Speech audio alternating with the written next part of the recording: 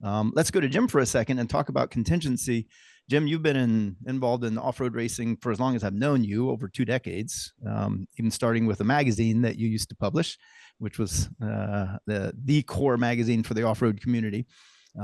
Let's talk about contingency for just a second. And is that a good way for a brand to start in sponsoring off-road and getting to know drivers and then expanding into larger sponsorships? How do contingencies work? Just describe that real Yeah, quick.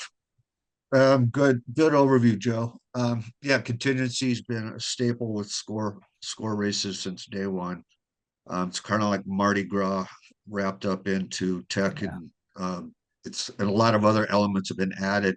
But yeah, the interaction with those sponsors who do activate at a score race is critical for sure on that stage one.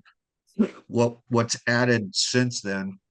That's your first contact. So we have that's a growing area again, starting to get more kind of getting to Mexico is another part of that logistics.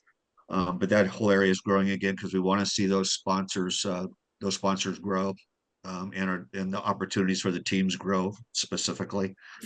Contingency is now morphed into more of a bigger, even bigger marketing program with we live stream those days, and they get pretty tremendous, to my surprise, because it's 8 to 10 hours of live streaming.